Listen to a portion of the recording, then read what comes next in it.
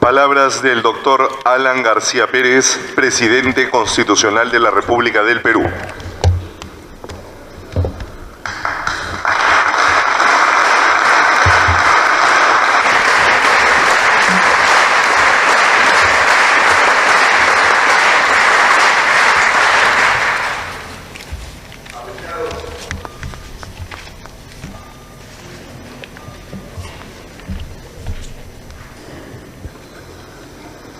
Apreciados amigos y compañeros asistentes a este acto, señor presidente del Congreso, Eugenio Chang Rodríguez, autor del texto presentado.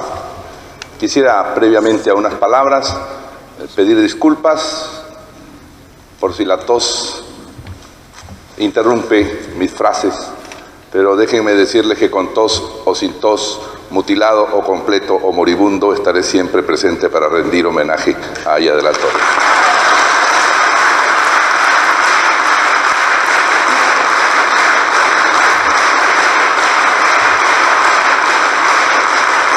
En 1965, el 22 de febrero, Aya de la Torre, al cumplir 70 años y dirigiéndose a una gran concentración aprista, dijo estas palabras que son de las pocas que respecto a su vida ha presentado.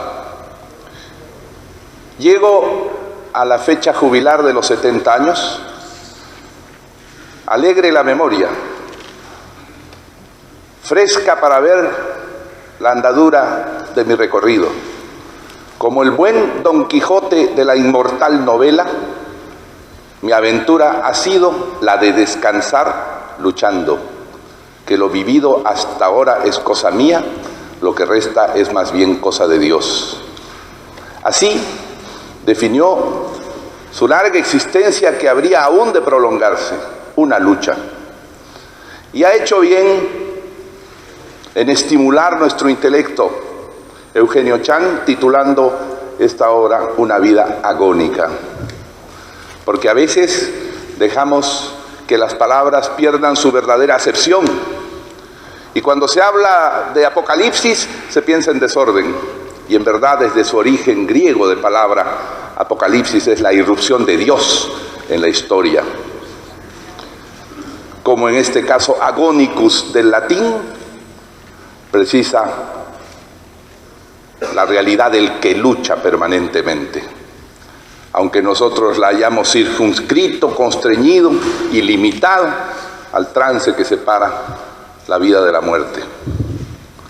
La vida es una agonía en sí misma porque es una lucha, ya lo decía la poetisa medieval. Y Aya de la Torre es en esencia un luchador permanente. Ni un minuto de su vida dejó de luchar. Dejó de luchar organizando perdurablemente un partido. Dejó de luchar estimulando y promoviendo la esperanza y la ilusión en nuestro espíritu tantas veces propenso a la depresión, porque inmediatista.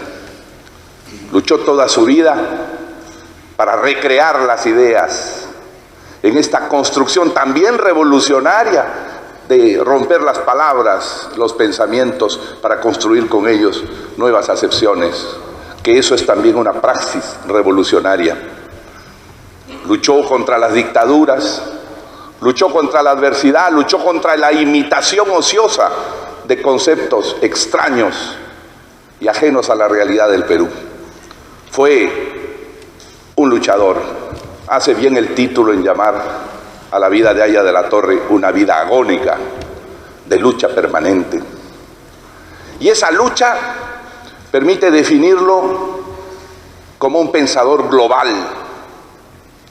Global porque en ningún momento perdió de vista, al analizar las circunstancias inmediatas, el contexto internacional, el contexto mundial, y comprendió que nosotros solo somos una parte y a veces un eco, cuando no un remedio, de las circunstancias mundiales. Pensador global porque su pensamiento estuvo y está sujeto a la evolución y a la continuidad.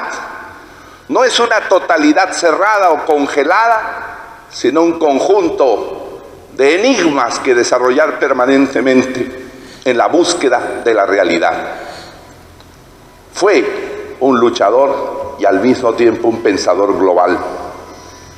Pero esa lucha y esa globalidad de su pensamiento tenía un objetivo fundamental: encontrar la realidad. Aya de la Torre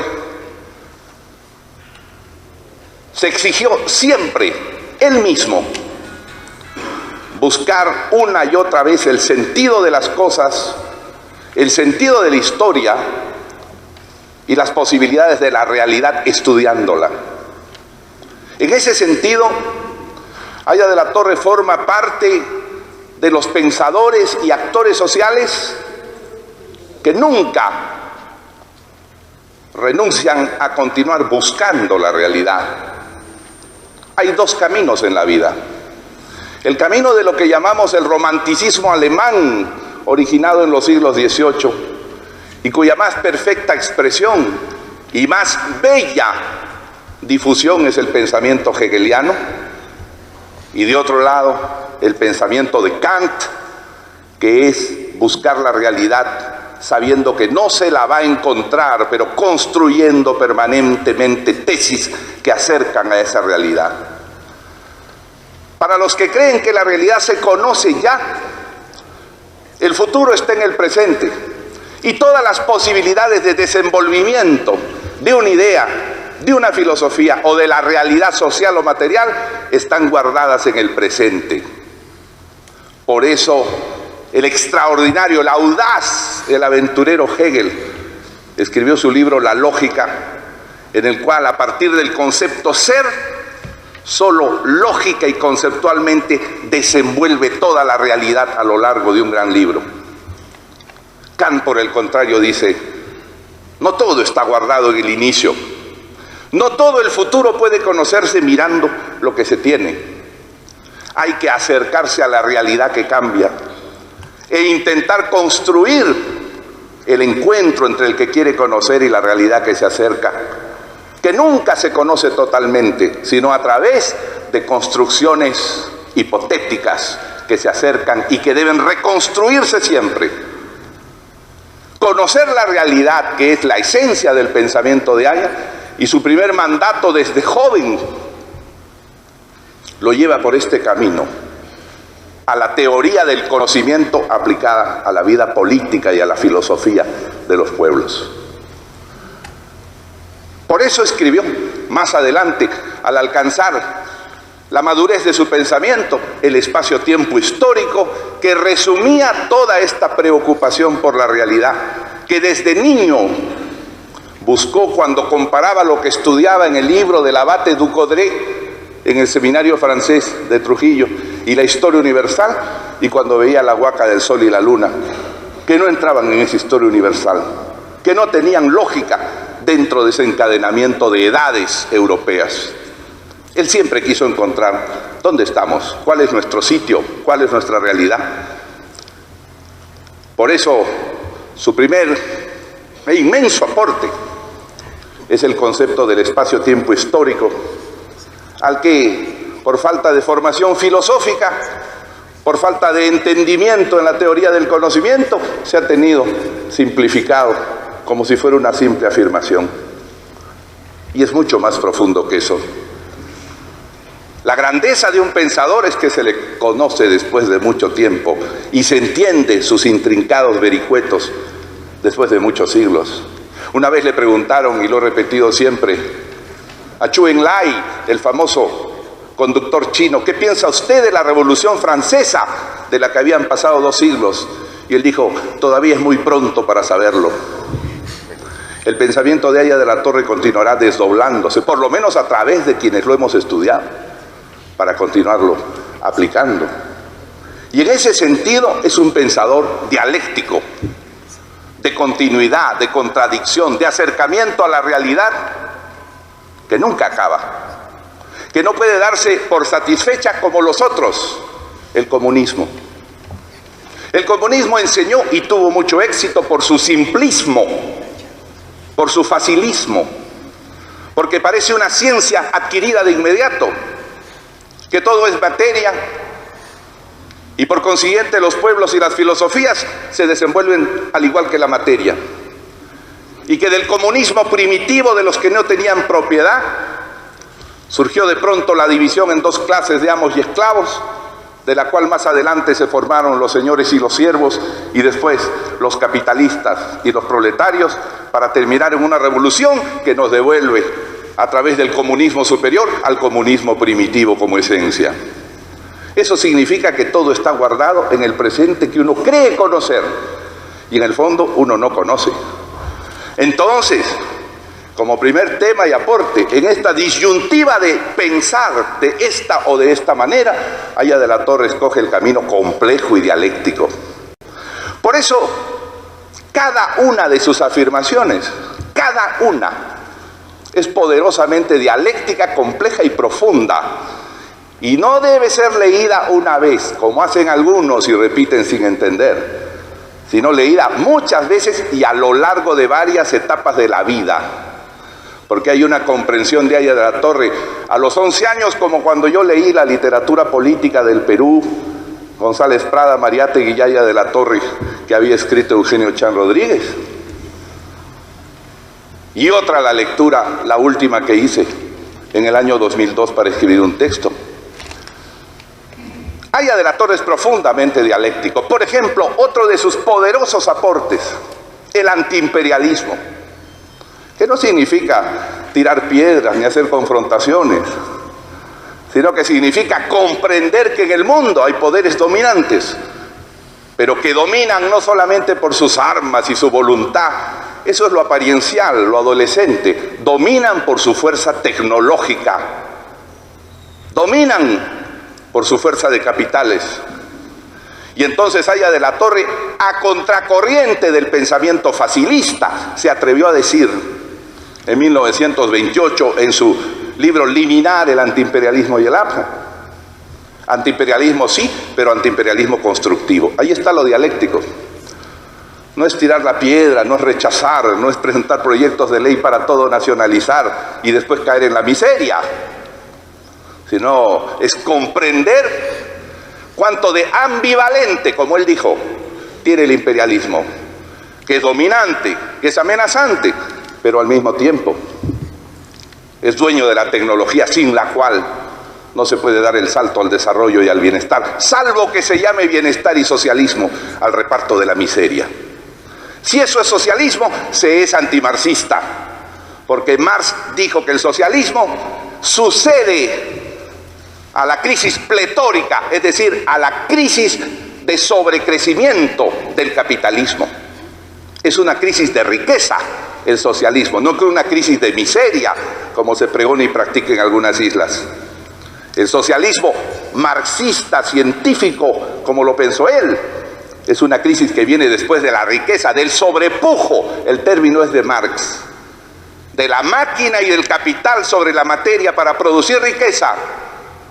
Y cuando la contradicción de esa enorme producción estalla, surge el socialismo para distribuir mejor los bienes.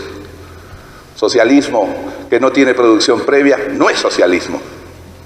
Es, como él decía desdeñosamente, socialismo primitivo, socialismo utópico, que distribuye miseria, que distribuye hojotas, pero no tiene la fuerza de la máquina ni la capacidad de construir una sociedad mejor.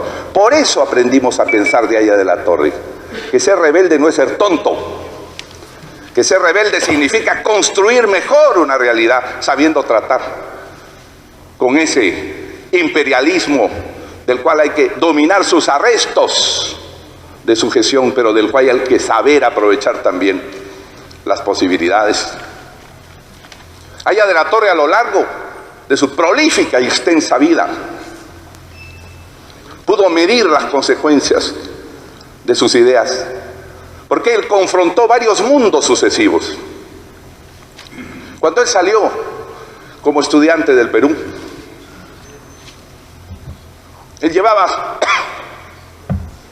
algunas ideas precursoras, rebeldes, y cuando llegó a Inglaterra y a Rusia, él se encontró con que esa Inglaterra y esa Rusia en los primeros años del siglo XX,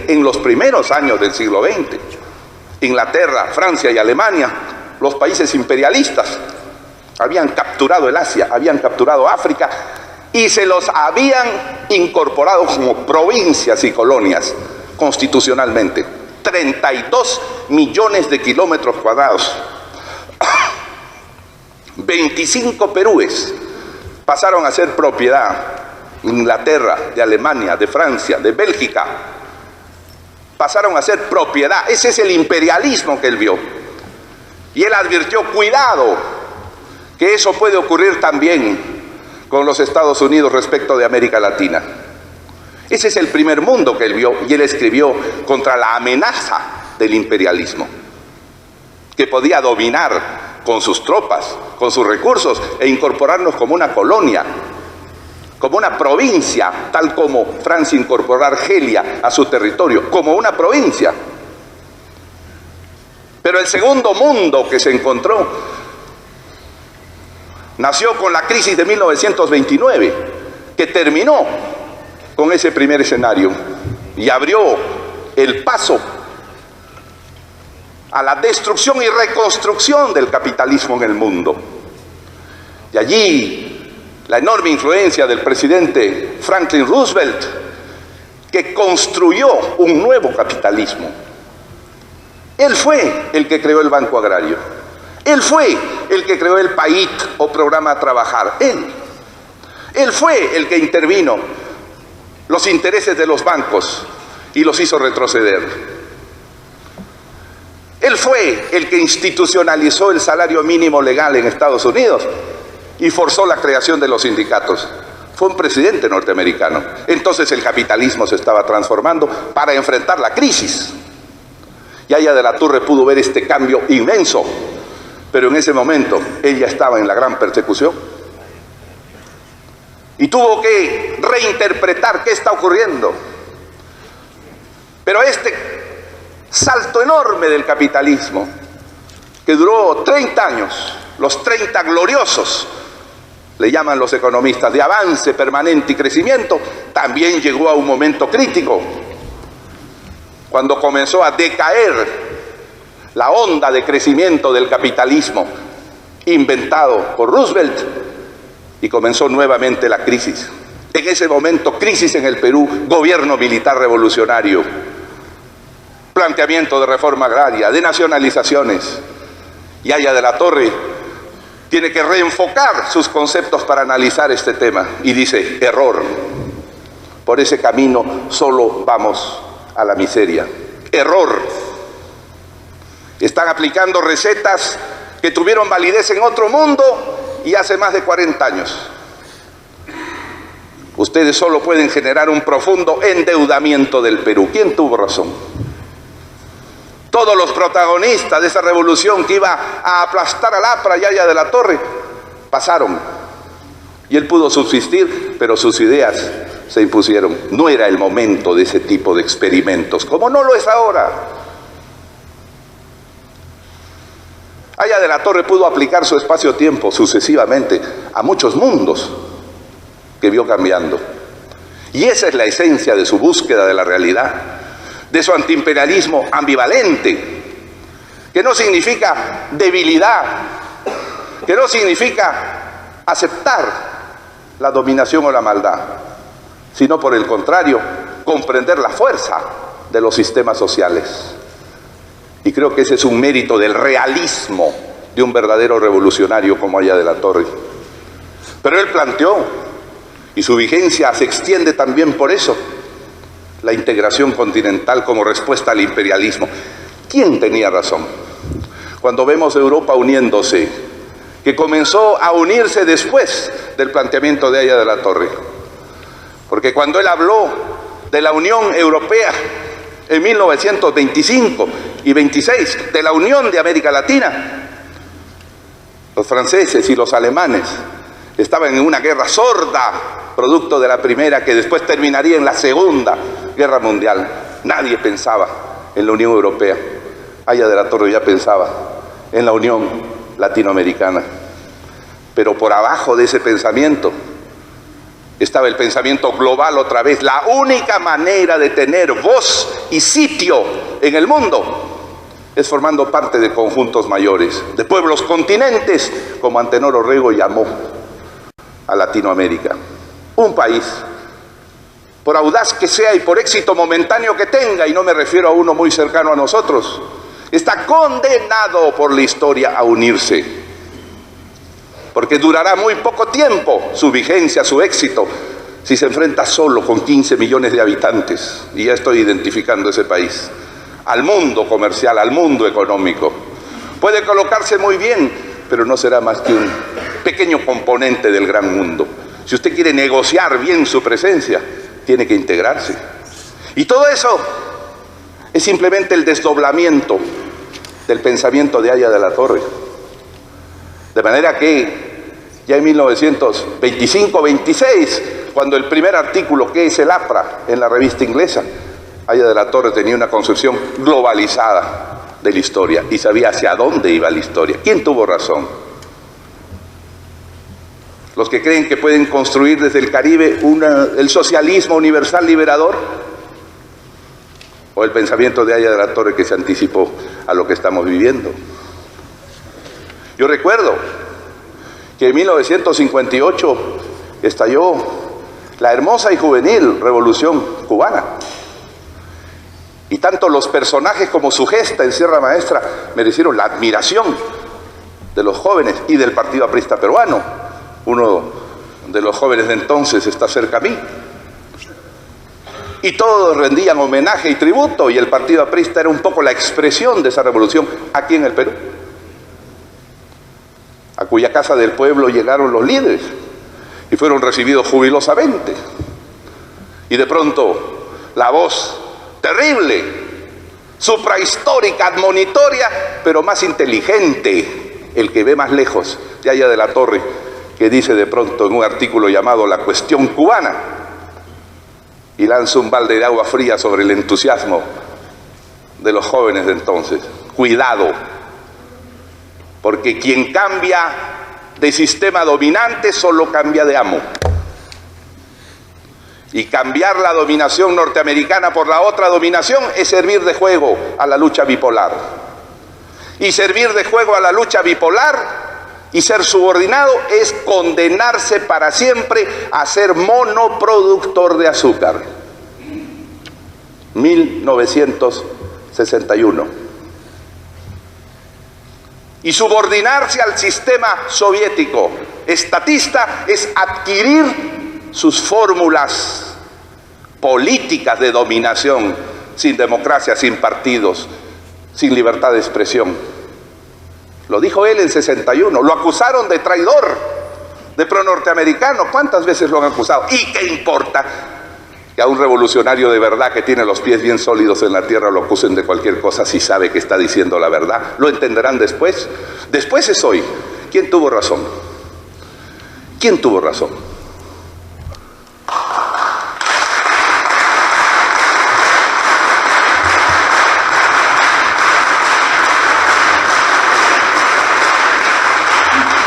Trabajo de creación de nuevos conceptos, realidad y espacio-tiempo, pensamiento global, antiimperialismo, productivo, constructivo, ambivalente, integración ante el mundo.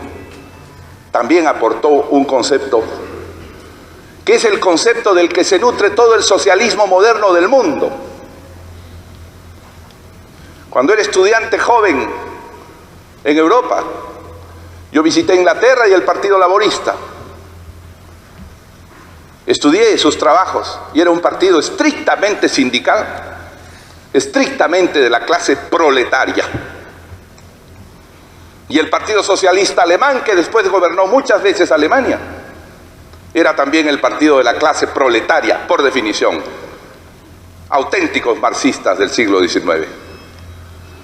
Ellos tuvieron que cambiar, y para nosotros fue una enorme noticia que el Congreso de Bad Godesberg del Partido Socialista Alemán declarara que dejaba atrás el concepto del partido proletario y adscribía al concepto del partido del pueblo, incorporando las clases medias, los campesinos desdeñados por los comunistas, por considerarlos retrasados, incorporando a los intelectuales, a la burguesía. Aya de la Torre se había anticipado una vez más, desde 1928, con su texto sobre el Frente Único de Clases, oprimido por el imperialismo, que incorpora todas las energías nacionales y que al final de su vida redefinió diciendo: la lucha por el desarrollo no es una lucha de clases sociales, es una lucha de pueblos, que ese es el concepto central del Frente Único. Y en eso y en muchas otras cosas, Aya de la Torre tuvo razón. ¿Por qué? Porque sabía ver. Ya el Evangelio lo dice: quien tiene oídos que escuche, quien tiene ojos que vea. Sabía ver la realidad. Por eso amamos a Aya de la Torre, porque nos enseñó a pensar. Y sin saber pensar cualquiera, y con mucho más peligro, un dirigente político se pierde detrás de cualquier frase, se pierde detrás de cualquier teoría que parece bella, fascinante, se pierde detrás de cualquier ilusión, si es que no va viendo la realidad. Nos enseñó a pensar. Yo quiero contarles algo que a mí me llena de orgullo por haber tenido el privilegio de poder convivir cercanamente con un genio de esa dimensión. En 1968, 69, en una de esas tertulias de madrugada que Víctor Raúl acostumbraba y que muy pocos soportaban, porque dice la historia que él fue capturado en 1932 a las 3 de la mañana, cerca de la legación mexicana, y que habiendo sido sorprendido dormido, como él contaba, no quiso volver a dormir antes de las 3 de la mañana. Dura penitencia para sus discípulos más adelante. Pero en una de esas tertulias nos explicaba, con sus ojos de ver, de estudioso, de científico social, sus viajes por la Yugoslavia que había visitado a instancias del presidente Tito. Y nos contaba cómo en Bosnia-Herzegovina él había escuchado las voces de los muezines, estos convocantes mahometanos, desde los minaretes llamando a los creyentes. Y él decía: me parecía un yarabí arequipeño. Pero decía: esta gente de Bosnia-Herzegovina no puede subsistir junto a los croatas ni a los serbios. Cuando uno va, son pueblos que caminan en distinta dirección, pero el socialismo, entre comillas, el gobierno de Tito, los tiene juntos. Es inevitable que esto explote. Y cuando explote, año 69, decía, esto terminará en una gran matanza, porque son pueblos que se han odiado por milenios. Yo recuerdo que en 1992, después de dejar mi asilo en Colombia y ser refugiado en Francia por el presidente François Mitterrand, cenaba una noche con él en su casa de la Rue de la Bièvre, cerca de Notre Dame. Y con la solvencia del que confía en el pensamiento de Aya, me puse a exponerle todas estas ideas. Y el presidente Mitterrand me decía: ¿y usted de dónde sabe eso? Que se produjo al año siguiente, el año 93, cuando se inició la guerra de los Balcanes, que costó cientos de miles de muertos. Y yo pensaba dentro de mí, esto me lo enseñó uno que sabía pensar y ver la realidad.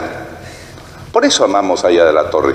Nos enseñó a ver la realidad, a no estar contentos con lo que parece, a no estar contentos con lo que nos parece evidente, comprobado. Nunca está comprobado nada. El pensamiento kantiano obliga a seguirlo comprobando todos los días.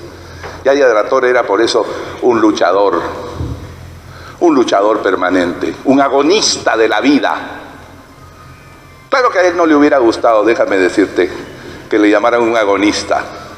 Él ni siquiera aceptaba que le dijeran optimista, porque consideraba que el optimismo es un poco iluso.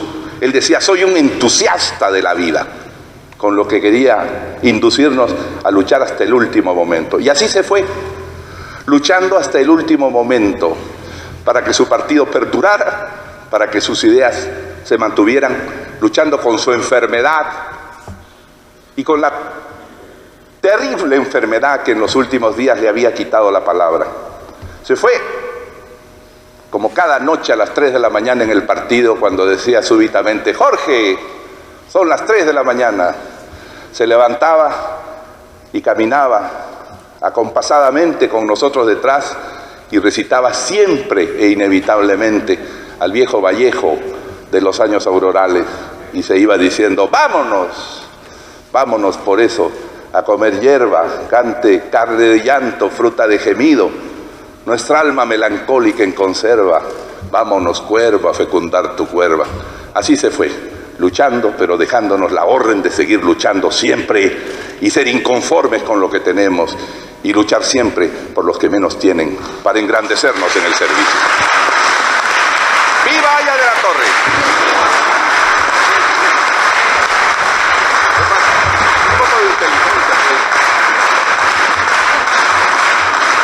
Gracias.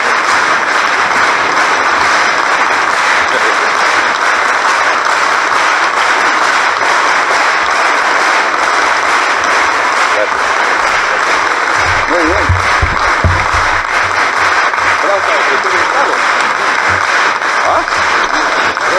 La ceremonia de presentación del libro Una vida agónica, Víctor Raúl Aya de la Torre, ha concluido. Se ofrecerá un pisco de honor. Bien, de esta manera acaba de concluir la ceremonia donde se presentó la obra Una vida agónica, Víctor Raúl Aya de la Torre, de Eugenio Chan Rodríguez, con textos y fotos de Alberto Vera La Rosa y Tito Agüero.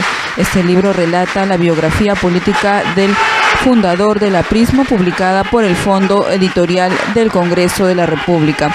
Al recordarse un año más del fallecimiento del fundador del Partido Aprista Peruano, Víctor Raúl Aya de la Torre, el presidente del Congreso, doctor Luis González Posada, destacó su calidad humana y su capacidad de concertación para lograr la unión de todos los peruanos, cualidades demostradas cuando presidió la Asamblea Constituyente de 1978. Del mismo modo, destacó la capacidad intelectual de Aya de la Torre como forjador del pensamiento ideológico sobre la base de la justicia social, aptitudes que lo llevaron a fundar la Alianza Popular Revolucionaria Americana, consagrándose como líder universal.